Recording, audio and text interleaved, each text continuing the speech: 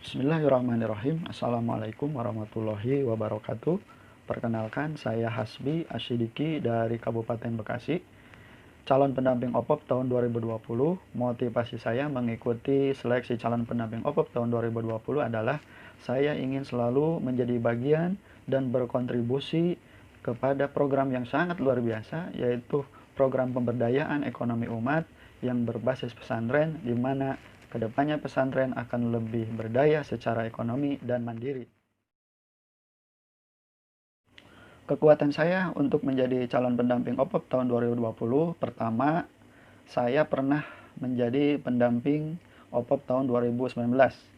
Dan alhamdulillah, pesantren dampingan saya saat ini sudah mempunyai usaha dan berkembang. Yang kedua, saya juga sebagai praktisi di dalam koperasi, di mana saat ini saya sebagai manajer dari sebuah koperasi yang bergerak di bidang pembiayaan syariah, juga bergerak dalam usaha retail. Yang ketiga, saya juga sebagai pelatih atau pembimbing dan konsultan dalam bidang ekonomi syariah, juga koperasi syariah.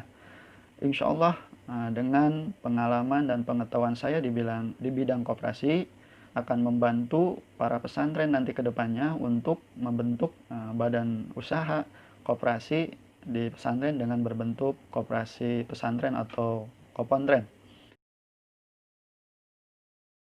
Dalam memulai usaha atau bisnis di pesantren perlu perencanaan yang baik dan matang.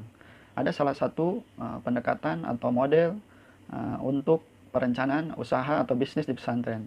Salah satunya yaitu adalah bisnis model kanvas. Bisnis model kanvas ini bisa memetakan dan menggambarkan suatu bisnis yang akan dilakukan untuk memudahkan kita ke depan dalam menjalankan usaha itu. Dalam bisnis model kanvas ada 9 elemen kunci. Elemen kunci yang pertama adalah nilai yang ditawarkan, yaitu produk atau jasa apa saja yang dimiliki oleh usaha tersebut, keunikan dan keunggulannya. Yang kedua adalah segmen pelanggan.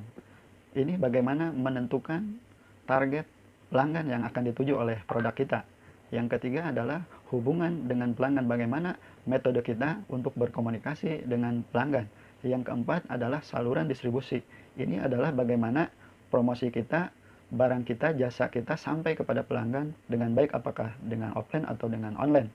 Yang kelima adalah sumber daya utama.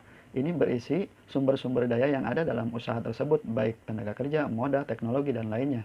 Yang kelima adalah aktivitas utama usaha, di mana berisi aktivitas usaha-usaha yang dilakukan oleh bisnis tersebut, baik dari produksi sampai distribusi sampai kepada pendapatan.